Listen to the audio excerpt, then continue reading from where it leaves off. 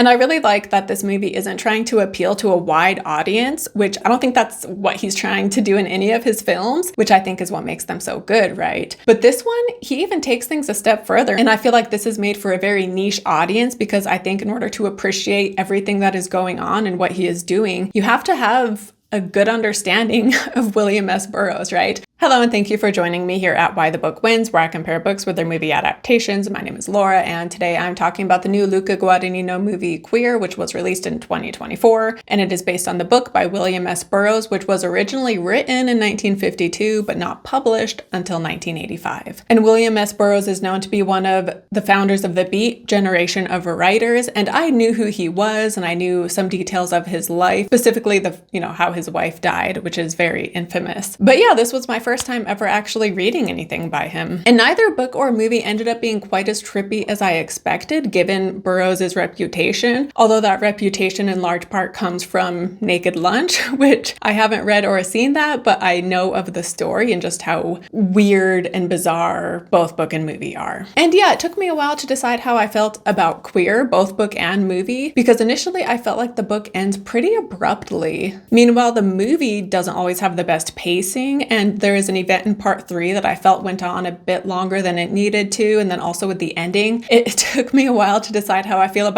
about the movie ending as well. And so yeah, I think ultimately both book and movie are ones that you need to sit with for a while, and also both book and movie, I think you appreciate them more the more you know about Burroughs' real life. And so yeah, I will be getting into Burroughs as a person and, the story behind the book here. And so maybe that will help you appreciate the ending of both book and movie as well if you also are struggling to decide how you feel about it. And ultimately, as far as my spoiler-free section goes, I think if you have been curious about this movie, you definitely should check it out. It is worth watching. Incredible performances, amazing cinematography, the music is fantastic, and just in general, I feel like you can't go wrong with a Luca Guadagnino movie. By the way, earlier this year, I covered Call Me By Your Name as well as Bones and All, so this is my third Luca Guadagnino book versus movie video. And yeah, from here on out, I will get into the details of the plot, which means there will be spoilers going forward. So yeah, this is a semi-autobiographical story with the main character being William Lee, a queer American man living in Mexico City. So it is illegal to be gay in the US at this time, and so we can assume that that is maybe in part the reason why he is living in Mexico. However, Burroughs himself, he did live in Mexico City, but the reason why he moved to Mexico was because he had drug charges in the US that were just too daunting to face, and so he fled to Mexico to live there until it was safe to return. But back to Lee in the book and movie, so he bounces from one hangout to another, drinking and picking up men and hanging out with his wide array of interesting friends. And Jason Schwartzman plays his main friend, and he is superb in this role.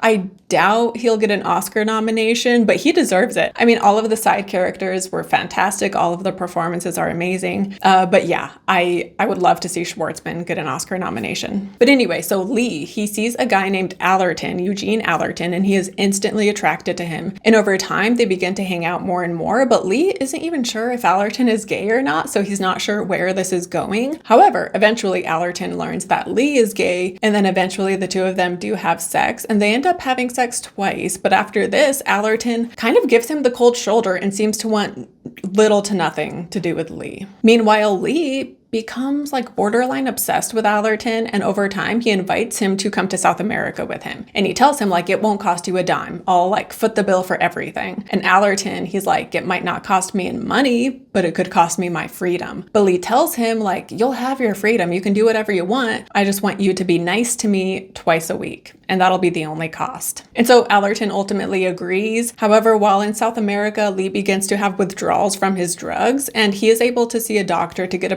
prescription to help tide him over. And in the movie, this seems to do the trick. However, in the book, we hear that Lee is disappointed in the amount and feels like it's not enough. But Allerton, he already had resentful feelings towards Lee, and this grows as Lee makes a move on him too many times, like going against their twice-a-week agreement, as well as Allerton not realizing he was getting more than he bargained for, with Lee also going through drug withdrawals. Because Lee, he was already in kind of a pathetic state to begin with, and then going through these withdrawal symptoms certainly isn't helping that. But the reason Lee wants to go to South America is to get ayahuasca, which he calls Yage, and he is big on telepathy, and he says that he knows telepathy is real because he has experienced it, and he just wants to find a way to put it to use.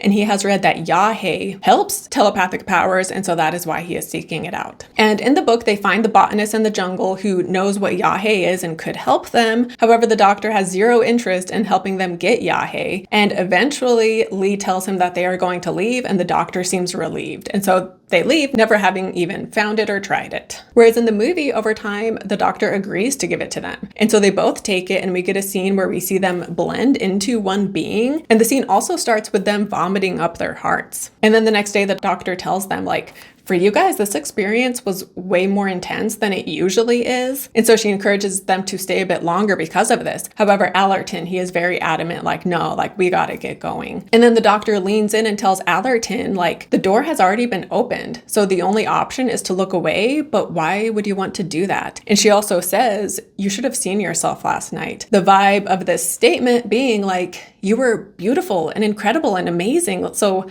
again, why would you want to leave? Why would you want to look away from that? However, Allerton does want to leave, and so he and Lee leave the doctor, and then from here they just go their separate ways. And then in both we get an epilogue that takes place 2 years later where Lee returns to his old haunts and is seeing what the gang is up to, and of course he asks about Allerton. And he finds out that Allerton had been there fairly recently, but then a few months ago he left to go to South America to be a guide for someone who is wanting to return a car. And the whole thing just seems kind of weird. And then from here, we get a dream sequence in the book where Lee finds Allerton and he's talking to him. But then Lee in this dream turns into this noir style investigator, telling Allerton, like, you can't just skip out on your obligations. And I will include this part of the book on the screen right here in case you want to pause the video and read it for yourself. But it seems like Allerton in this dream, he then dies or is dying as he is trying to pay up. Whereas the movie, we also have a dream sequence where he is watching himself going into the hotel he had previously used for hookups, and he sees the snake eating itself as well as Allerton wearing the centipede necklace. Allerton then puts a glass on his head for the William Tell trick. However, Lee ends up shooting Allerton instead of the glass. And then from here, we see Lee as an old man who is all alone, and he imagines that Allerton shows up and is holding him. And that is how the movie ends. So between the book and the movie and Burroughs' real life, there are just so many layers to this story and so much to get into, but I'm going to begin with the symbolism, starting with the centipede, which shows up a number of times in the movie. And one of the times we see it is when a man he first hooks up with is wearing a centipede necklace. And then later we see it again on Allerton in this fantasy dream he has in the end. And at first I thought they were making some kind of connection between Allerton and this man from earlier, because in some ways Lee, he was just using both of them, right? And you could argue like, well, no, these two men are totally different because he loved Allerton, but he didn't love that first man. However, I would almost argue, like, did he love Allerton though? Because lust and desire are not the same thing as love. And ultimately, he was using both men just to satisfy his own desires and his own wants. And the centipede is mentioned in the book as well. So it's when he is in South America and he is thinking how the country he is in, like anything goes here, like nothing is off limits essentially. And then we read, what happens when there is no limit? What is the fate of the land where anything goes? Men changing into huge centipedes. Centipedes besieging the houses. A man tied to a couch and a centipede 10 feet long rearing up over him. Is this literal? Did some hideous metamorphosis occur? What is the meaning of the centipede symbol? And then from here, centipedes are never mentioned again. Whereas, like I said in the movie, it shows up a number of times. But yeah, I wonder, like, does Lee see himself as the centipede? And it's Allerton and others whom he wants to control and who he desires. Are they the man tied to the couch in that quote? That's what it kind of seems like to me, but I would love to hear your thoughts down below. And I have since watched Fish Jelly's review for this movie, and Nick mentioned how centipedes are often seen as symbolic for secrecy. And when I looked this up online, I saw that along with that, it also represents repressed desires. So that is also something to keep in mind as well. And I will link to Fish Jelly's review so you can check it out for yourself, because their reviews are always amazing and I highly recommend you watch their video for queer. Then in the movie, we see the snake eating itself, which pretty obviously represents Lee destroying himself. And it is also in the shape of the infinity symbol, kind of implying that he is destined to just forever self-sabotage. Because by trying to control others, he will never get a person to truly care about him because he is going about it in all the wrong ways. And therefore, he will always just be lonely and desperate because you cannot buy or control love. And yet that is what he is trying to do. And then we see him as a lonely old man, right? Showing that he did indeed just continue in this this cycle. And so now all he has left are the memories of companionship and closeness. And even telepathy, right? Because in both book and movie, he wants to have a deep connection with someone. He wants to be able to be so close to someone that they can communicate without speaking. And we have that amazing scene in the movie when, after Allerton has given him the cold shoulder, Lee says to him, "I want to talk to you without speaking," which is such a heartbreaking scene, such a great scene. Daniel Craig, he was just fantastic in this movie. But we also get a passage in the book which reads, "Lee was depressed and shattered. The warmth and laughter of Saturday night was lost, and he did not know why. In any relation of love or friendship, Lee attempted to establish contact on a non-verbal level of intuition, a silent exchange of thought and feeling. Now Allerton had abruptly shut off contact, and Lee felt a physical pain as though a part of himself tentatively stretched out toward the other had been severed, and he was looking at the bleeding stump in shock and disbelief." And then we get a scene in the book where Lee, he is like lying in the fetal position in his bed, sobbing, and we don't have that in the movie, but we do see him shooting up alone in his apartment, right? So we just see how desperate and alone he is and how much he wants, again, that deep human connection with someone else. However, the telepathy isn't only about connection though, because it's also his way of trying to control others. You know, he's trying to control people with money. For example, he buys Allerton's camera in the book. In the movie, you wouldn't know this detail because it's alluded to, but in such a subtle way that only book readers would realize it. But yeah, in the book, he buys Allerton's camera. However, Allerton resents him for this because both he and Allerton know that Lee isn't doing this just out of the goodness of his heart. He is doing it as a way to try and control and get something out of Allerton. And then he also knows that Allerton is in debt at one of the bars. And so he tells him, like, you know, maybe I should become a part owner of this bar because then you wouldn't be able to ignore me so easily. And then again, the way he gets Allerton to join him in South America is by offering to pay for everything. And so Allerton, he kind of sees this maybe as just an experience that's hard to say no to. So he goes along with it. And so yeah, he is trying to control Allerton with bribes and manipulation. And then we straight up read in the book, this is Lee talking, think of it. Thought control. Take apart anyone and rebuild to your taste. Anything about somebody bugs you, you say, Yage, I want that routine to clear out of his mind. I could think of a few changes I might make in you, doll. He looked at Allerton and looked to his lips. You'd be much nicer after a few alterations. You're nice now, of course, but you do have those irritating little peculiarities.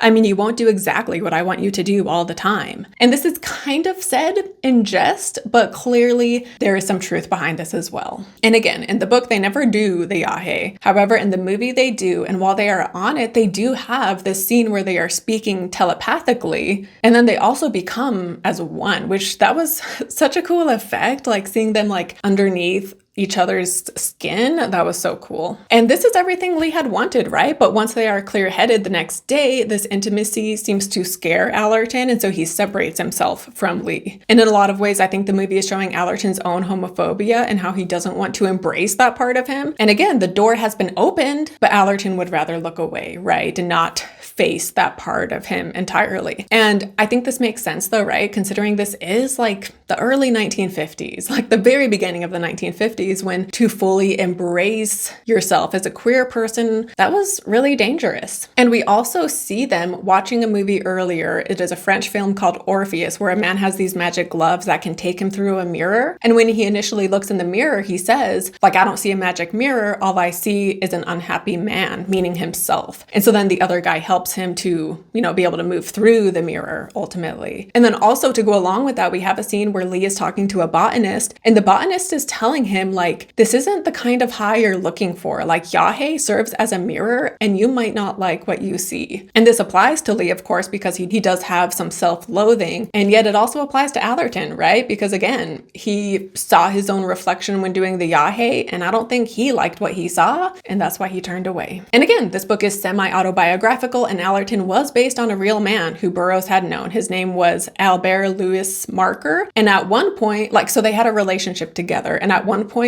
Marker went back to Florida where he was from. And Burroughs, though, he fully expected Marker to return. And so he was feeling optimistic about their relationship. And during the months that Marker is away, Burroughs was writing to him, trying to impress him with his quote unquote routines, just like we see Lee do with Allerton in the book and movie. However, Marker never did return, which explains why we get the ending we get. And the edition of the book I read had an introduction by Oliver Harris, and in this introduction he is talking about Burroughs' letters to Marker during during this time, and we read, or to put it the other way around, the routine that Lee speaks in Queer was performed for Marker in writing, in the letters he wrote to Marker. Marker's failures to reply to Burroughs' letters throughout April, May, and June surely contributed to the increasingly episodic fragmentation of Queer's narrative, as well as the ever more coercive tone of Lee's routines. When, at the end of May, Ginsberg accused Burroughs of acting like Melville's Captain Ahab in mad pursuit of his white whale and of attempting black magic, Burroughs made no attempt to deny it. Of course I am attempting black magic. Black magic is always an attempt to force human love, resorted to when there is no other way to score. And we do get a few of these routines in the movie, but there are even more in the book where Lee will just go on for so long, like telling this story or this scenario trying to impress Allerton. And then I, of course, have to talk about the death of Burroughs' common-law wife, Joan Vollmer. So their relationship was a rocky one, as is all relationships between two addicts, and she joined him when he fled to Mexico. And yeah, their relationship just got worse and worse. And during a party, apparently they were both under the influence, and he told her like, hey, like, let's show off our William Tell act. And she, again, under the influence, obliges, and she puts a glass on her head. And then some accounts say that Burroughs tried to shoot the glass, but shot her instead. Other accounts say that the gun went off accidentally when Burroughs was checking it,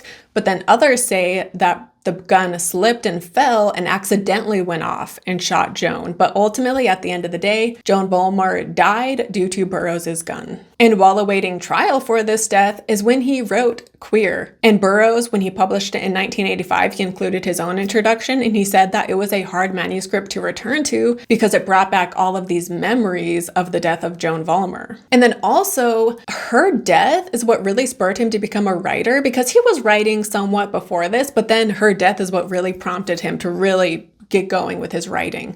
And so, yeah, just how complicated and like messed up he must have felt about his writing in regards to her death, and just, yeah, how you can kind of imagine how that must have made him feel. And I've heard people say how like Burroughs was a horrible person, and some people are like, you know, he murdered Joan, that was on purpose. And so as of right now, even though I've been reading about Burroughs, I don't know enough about him to make a judgment one way or the other. I can't say. But yeah, based on what I've read, he did have difficult, complicated emotions about his writing and about the death of Joan Vollmer, of course. But yeah, so the ending of the movie, having Allerton be the one who puts the glass on his head and then Lee shooting him, that of course is alluding to the real life death of Burroughs' common law wife. However, in the sense of like how this applies to Allerton and Lee, I was trying to figure out like, as far as their story goes, why was this scene included? And I wondered if maybe it's showing that even if Lee got a relationship with Allerton the way he wanted, he would have sabotaged and ruined it anyway, the way he ruined the relationship with Vollmer. But I would love to hear your thoughts on this down below in the comments. Again, I realize why they included it in relation to Burroughs' real life, but what I'm curious about is why they included it in relation to the movie itself and how it relates to the characters of Lee and Allerton. And then there is a part in both book and movie when Lee is talking to Allerton about the fact that he is gay, and we read, "A curse," said Lee, "been in our family for generations. The Lees have always been perverts. I shall never forget the unspeakable horror that froze the lymph in my glands, the lymph glands, that is, of course, when the baneful word seared my reeling brain. Homosexual. I was a homosexual. I might well have destroyed myself, ending an existence that seemed to offer nothing but grotesque misery and humiliation. Nobler, I thought, to die a man than to live on, a sex monster. It was a wise old queen, Bobo we called her, who taught me that I had a duty to live and to bear my burden proudly for all to see, to conquer prejudice and ignorance and hate with knowledge and sincerity and love. Whenever you are threatened by a hostile presence, you emit a thick cloud of love like an octopus squirts out ink. Poor Bobo came to a sticky end. Then I knew the meaning of loneliness. But Bobo's words came back to me from the tomb. No one is ever really alone. You are part of everything alive. The difficulty is to convince someone else he is really part of you. So what the hell? Us parts ought to work together. And that ending right there, of course, brings to mind the scene in the movie when they do become as one, right? When they're on the Yage. But yeah, this line,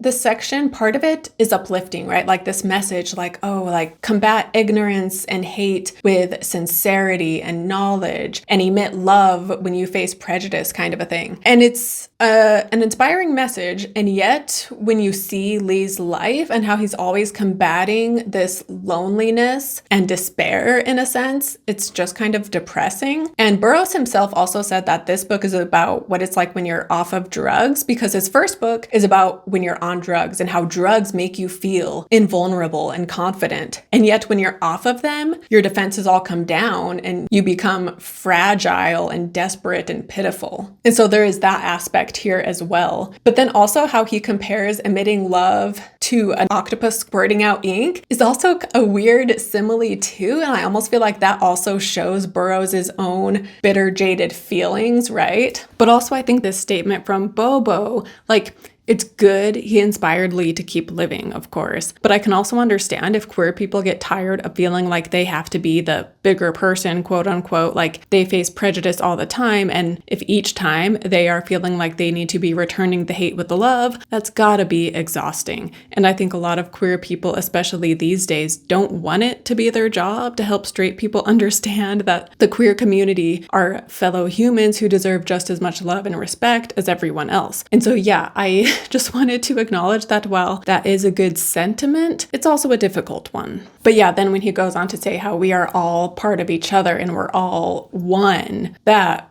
I think is really beautiful. But also to go along with this, we get a scene in both book and movie early on where Lee makes an arrangement to meet up with some guy later. And when he meets up with him, the guy has brought a friend. And he knows like, oh, he brought this friend to run interference, basically. And when he gets up to leave, he overhears the guy talking to his friend. And he's like, oh, like, thanks for being here. Like, you know, Lee's a nice enough guy, but I just hate being one-on-one with queers because they're always trying to sleep with you. And he's just giving Lee the brush off, as we see in the conversation they have. And so again, just so many scenes early on letting us feel the abandonment and judgment Lee is experiencing. And I really like that this movie isn't trying to appeal to a wide audience, which I don't think any of Guadagnino's movies, I don't think that's what he's trying to do in any of his films, which I think is what makes them so good, right? But this one, he even takes things a step further. And I feel like this is made for a very niche audience because I think in order to appreciate everything that is going on and what he is doing, you have to have a good understanding of William S. Burroughs, right? And the movie even begins saying, like, based on the book by William S. Burroughs, but then also at the very end, it says William S. Burroughs, queer, right? Not Luca Guadagnino's, but William S. Burroughs. And so I would love to hear from someone who went into this movie having no background, knowing nothing about Burroughs, because I would think not having that information going into the film, I think that would be a roadblock in being able to like this movie and appreciate what's going on. But then also I want to hear from longtime Burroughs fans, because again, this is my first time reading anything by him and I thought it was fantastic. I thought it was a great adaptation, but I would love to hear from longtime fans and what you thought of this movie. And yeah, again, this reminded me of Call Me By Your Name in some ways, because that too is such a faithful adaptation and so much is just taken verbatim from the book. And we get that here too, where so much of the dialogue, it is word for word exactly what is said and done in the book. And the only significant change they made in the adaptation process is the scene where they do the Yage, where they actually do experience it in the movie. And even though that is a significant change, also the end dream sequence is different as well. But even though they make those changes, this still, I think, is such a faithful adaptation. And I wanted to mention two scenes in particular, again, that just come straight from the book. So in the movie, we see multiple times how Lee imagines himself doing something like touching Allerton, but in reality, he's not touching him at all. And these were just shot so beautifully in the movie, and I wanted to read the book equivalent of this. Lee watched the thin hands, the beautiful violet eyes, the flush of excitement on the boy's face. An imaginary hand projected with such force, it seemed Allerton must feel the touch of ectoplasmic fingers caressing his ear, phantom thumbs smoothing his eyebrows, pushing the hair back from his face. And we also have the scene where Lee bows to Allerton, like as an introduction early on. And in both book and movie, part of it almost seems funny, and yet it quickly just goes from funny to just feeling so sad and pitiful. And in the book we read, Lee tried to achieve a greeting at once friendly and casual, designed to show interest without pushing ashore acquaintance. The result was ghastly. As Lee stood aside to bow in his dignified old-world greeting, there emerged instead a layer of naked lust, drenched in the pain and hate of his deprived body and, in simultaneous double exposure, a sweet child smile of liking and trust, shockingly out of time and place, mutilated and hopeless. Allerton was appalled. Perhaps he has some sort of tic, he thought. He decided to remove himself from contact with Lee before the man did something even even more distasteful. The effect was like a cut connection. Allerton was not cold or hostile, Lee simply wasn't there so far as he was concerned. Lee looked back at him helplessly for a moment, then turned back to the bar, defeated and shaken. And yeah, both scenes, again, they just so perfectly adapt what is described in the book. And again, I know I've used the word pitiful to describe Lee a number of times, and I don't want that to come across in a judgmental way. It's just, I feel like that is a word that accurately fits what he is doing, because we feel for him, and yet we also see that he is desperate and lonely, and he is going about things in the wrong way that ultimately won't benefit him. And yeah, when it comes to which one wins, the book or the movie, this is a really tough call because, again, the movie is fantastic. So much of it is just incredible. But the script itself, like everything from the movie, is just coming right from the book. And so obviously, you know, credit where credit is due because so much comes straight from the book. And yet ultimately, I think I am going to say that the movie wins, partly because we get the scene where they do the Yage, and I like that change. However, the Yage scene I did think kind of went on a bit too long. I feel like that could have been shorter, but regardless, I like that they actually do it in the movie. And then again, just the performances are fantastic, the visuals, the music, just everything I've been praising throughout this video. It's just so good. And again, this book and movie and Burroughs' life, there are just so many layers to this, so I would love to hear your thoughts down below in the comments, what you think of the book, the movie, whether you're a big Burroughs fan, whether you've read nothing by Burroughs. I would love to hear your thoughts and how you interpret this story. Oh, and then also so many of the dream sequences from the movie, those too come straight from the book, by the way, which I didn't really touch on the dreams, like, because we get dreams in the middle of the movie and then we get the final dream in the end. But yeah, all of these really just come right from the book. So yeah, I think it was a fantastic adaptation, and yeah, I would love to hear your thoughts down below in the comments. And again, I have a video for Bones and All, as well as Call Me By Your Name. So if you want to watch either of those two, I will link to them on the screen as well. Thank you so much for watching. Don't forget to like and subscribe, and I will see you next time. Bye.